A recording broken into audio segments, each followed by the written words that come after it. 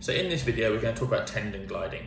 So in our hand, there are a number of different tendons that all work in a pulley system in order to move our fingers. Whenever we have a hand injury or even a wrist injury or any sort of forearm injury, they can also get affected. So the important thing with our hand is that we make sure we keep those tendons moving.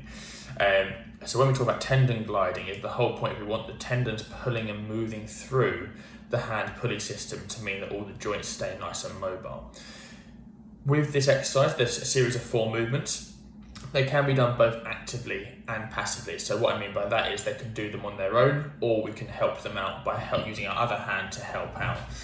So what we're going to do, we're going to go through those series of 4 movements to try and help improve the quality and the movement of those joints and tendons, especially if there is swelling in the hand for any reason, whether it's an injury, a broken bone, or even just a sprain. If there's any swelling in the fingers or the hand, then that can cause quite a few problems. So this can just help keep everything nicely moving in the hand as well.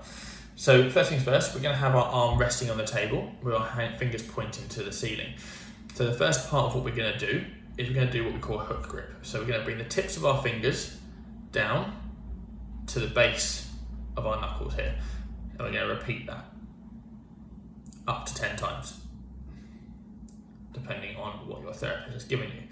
What you can also do if you're struggling with say you get to there with your actively, so you're doing it on its own, you can then use your other hand just to gently help, then relax, go as far as you can, other hand, gently relax, just to help get everything moving.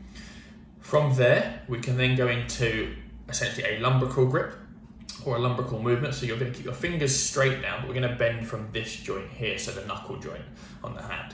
From here, we're going to bend forwards and back up. Forwards and back up. Again, this is a bit harder to do with the help. All you do is hold all your fingers and just bend them at the fingers, like so. Again, just helping keep any movement in the joint and the tissues and in the tendons that was already there before. That's the second one. The third one, we've got what we call flat fist. So we go into that lumbrical grip position or that lumbrical working position. We then bend again at this joint here, so we then fold the tip of the fingers down. So we end up with these fingers, this joint end of the joints, tips of the fingers staying straight, but this knuckle and this knuckle being bent now. So we unfold and come back up.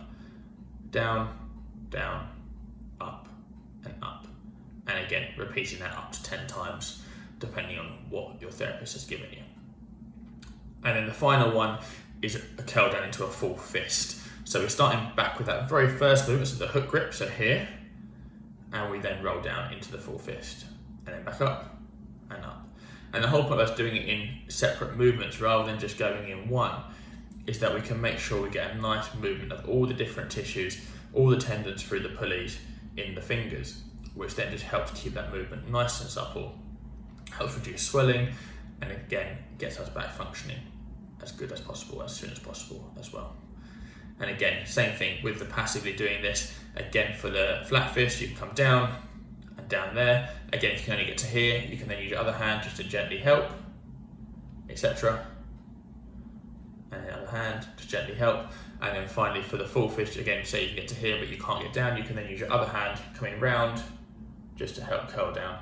Obviously, you can see my hand in a bit more awkward position. You can do it this way, but you just can't see my fingers then when I do that. So, and then that's the tendon gliding. But yes, have a chat with your therapist on how many to do, how often, and if that's appropriate for you.